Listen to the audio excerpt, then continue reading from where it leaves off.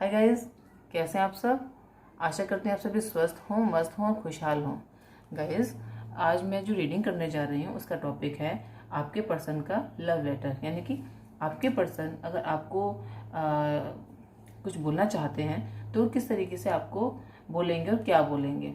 तो गाइस, मैं shuffling start कर रही हूँ। और ये गाइस याद रखिए कि ये रीडिंग जो है वो जनरल है, तो उसकी बातें आपसे रेजोनेट हों ये ज़रूरी नहीं है।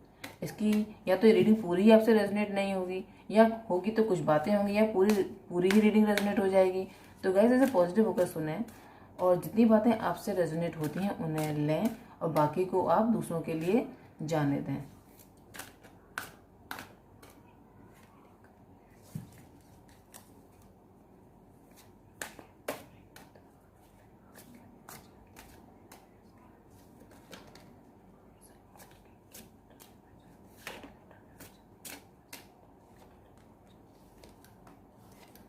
गैस में भी ये कार्ड निकाल रही हूँ, उसके बाद हमें भी ज़रूरत होगी तो और निकालेंगे, नहीं तो नहीं निकालेंगे।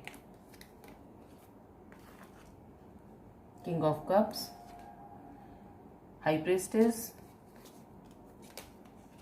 Temperance, nine of swords, king of pentacle, five of pentacle, ace of pentacle, six of cup, the chariot, eight of swords, eight of cup, four of swords, two of swords. Guys, अब इन सब cards को मैं एक एक करके आपके सामने पढ़ूंगी। अब मैं पहले इन्हें सीक्वेंस से लगाऊंगी, उसके बाद आपके सामने इन्हें पढ़ूंगी। हाय, तुम सोच रही होंगी कि मैं अपनी लाइफ में आगे बढ़ के बहुत खुश हूँ, बहुत खुश था, लेकिन ऐसा नहीं है। मैंने तुमको छोड़ा था, लेकिन मेरी मजबूरियाँ थी जो मैंने तुमको छोड़ा था। तुमसे मैंने अलग रास्ता अगर अपना अपनाया था तो उसमें मेरा कुछ मजबूरियाँ थी मेरी, और तुमको छोड़कर मैं भी बहुत खुश नहीं था। मुझे पता था कि तुमको बहुत दुख हुआ है। मैं डिसाइड नहीं कर पा रहा था कि मैं करूं क्या। मेरे आगे ऑप्शंस थे और मुझे उनमें से एक को चूज़ करना था। तो मैंने जो ऑप्शन मेरे लिए इजी था, जो रास्ता मेरे लिए इजी था, मैंने वो रास्ता चूज़ कर लिया या चुन लिया। मैंने ये नहीं देखा कि तुम मेरे पीछे अपने प्यार का कप लेकर खड़ी हो। मैंने बस अपना आगे का रास्ता देखा और जो रास्ता मुझे सरल लगा और सहज लगा, मैंने उस पर अपने कदम बढ़ा दिए। लेकिन आज जब मैं अपने पीछे मुड़ के देखता हूँ तो मुझे बहुत दुख होता है और मैं अपने पास्ट को याद करके बहुत परेशान हो जाता हूँ। क्योंकि जो मेरे पीछे एक कप लेकर तुम खड़ी हुई थी, अब वो कप शायद तुमने उस कप को के जो इमोशंस थे वो सारे तुमने ख़त्म कर दिए। शायद तुम्हारे लिए मेरे मन में शायद मेरे लिए तुम्हारे मन में जो इमोशंस थे वो ख़त्म हो चुके हैं, मुझे ऐसा लगता है। लेकिन मैं क्या करूं, ये मैं समझता हूं कि तुम अब मेरी तरफ से तुम डिटैच्ड हो चुकी हो। तुम भी अब मेरी तरफ से बेपरवाह हो चुकी हो कि शायद अब मेरे मन में तुम्हारे लिए कोई फीलिंग नहीं है। लेकिन ऐसा नहीं है। मैं आज भी तुमसे बहुत प्यार करता हूँ और तुम्हारे लिए मैं कई रातों को रोया भी हूँ, बहुत परेशान हूँ। लेकिन मैं आगे कैसे बढ़ूँ मुझे समझ नहीं आ रहा। मैं अपने मन से रोज़, हर रात, हर समय लड़ाई करता हूँ, झगड़ा करता हूँ, लेकिन अंततः जब रात आती है तो मेरा मन हार जाता है और मैं फिर वापस से तुमको याद करने लगता हूँ। मेरी परेशानी तुम शायद ना समझ पाओ क्योंकि तुम ये समझ रही हो कि मैं बहुत खुश हूँ, लेकिन मैं खुश नहीं हूँ। मैं अंदर ही अंदर बहुत घुट रहा हूँ, बहुत एंजाइटी में हूँ और मैं तुम्हें कैसे बताऊँ, मैं यही सोच रहा हूँ।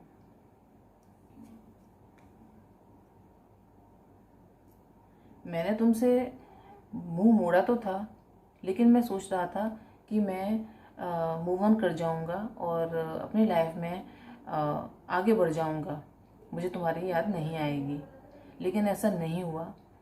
मैं तुम्हारे ख्यालों में ही खोया रहा। साथ ही जब मुझे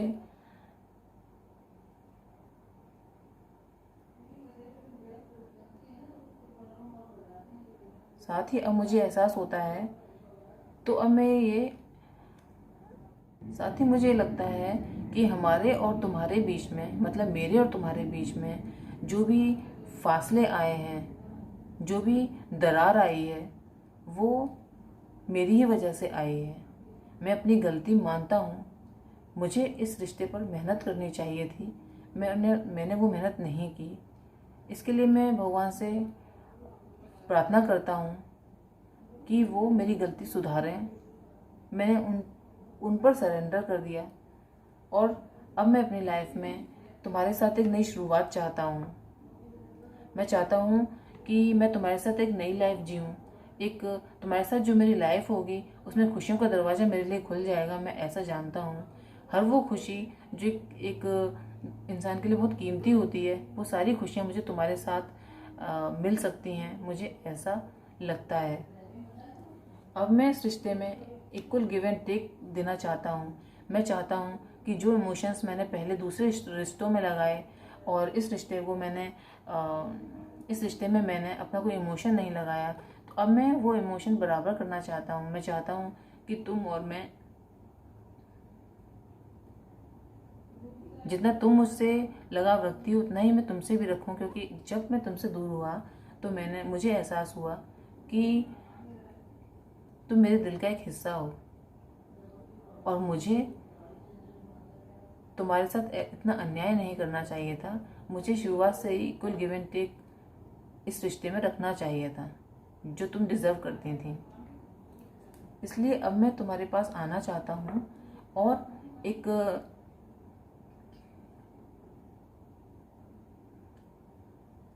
तुम्हारे लिए मैं मूवमेंट एक्शन लेना चाहता हूँ। तुम्हारे पास आने के जो रास्ते मैंने बंद कर दिए थे, अब मैं उन रास्तों को खोलना चाहता हूँ।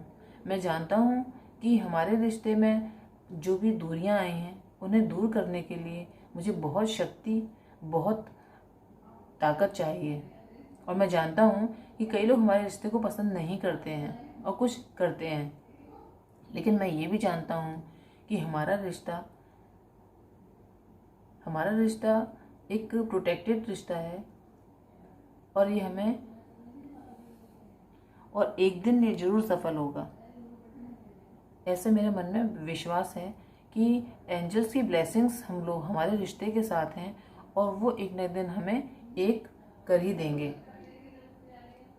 जिस तरीके से दिन और रात वो हमें एक कर ही देंगे। साथ ही अब मुझे फील हुआ है, तुमसे जाकर मुझे ये फील हुआ है, दूर जाकर मुझे ये फील हुआ है कि तुम हमेशा अपने प्यार का कप मेरे लिए लेकर खड़ी रही। तुमने मेरे लिए बहुत वेट किया। तुमने मुझे हर कदम पर मेरा साथ दिया और मैंने तुम्हें पहचान नहीं पाया कि तुम एक मेरी सोलमेट हो। मेरा रिश्ता तुमसे बहुत पुराना है और हम सिर्फ इस जन्म में ही नहीं, हम कई जन्मों में भी साथ मिले हैं। इस बात पर मैंने ध्यान ही नहीं दिया, लेकिन अब मैं तुमको एक हाई प्रिस्टेस समझता हूँ। मैं समझता हूँ कि तुम अब मौन धारण कर चुकी हो। अब तुम शायद इस रिश्ते में आना नहीं चाहती। शायद तुम आगे बढ़ चुकी हो। शायद अब तुम्हारे मन में मेरी कोई वैल्यू नहीं है। शायद अब तुम अपनी लाइफ में अपने नए ऑप्शंस ढूंढ रही हो। ये मैं जानता हूँ कि तुम्हारे दिल में मैं अभी हूँ, लेकिन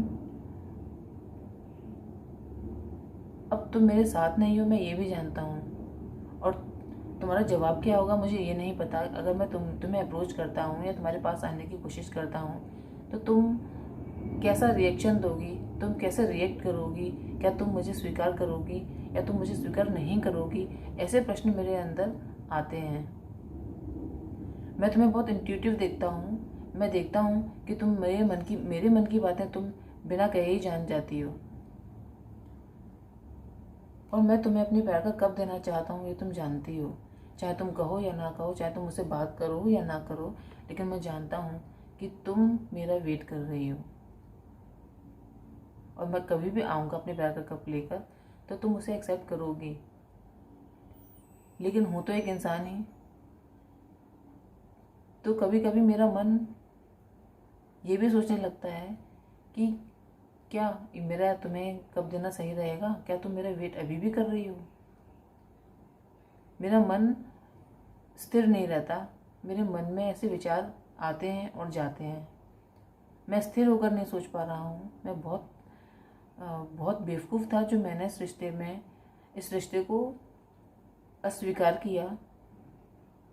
लेकिन अब जो मुझसे गलती हो गई है मैं उसे सुधारना चाहता हूँ। मैं इस रिश्ते को आगे ले जाना चाहता हूँ और तुमको एक सुकून भरी लाइफ देना चाहता हूँ। लेकिन मन में डर है कि अगर मैं आया तो क्या मैं सफल होऊंगा, क्या तुम मेरे लिए अभी भी वेट कर रही हो। बहुत हिम्मत करता हूँ तुम्हारे पास आने की, लेकिन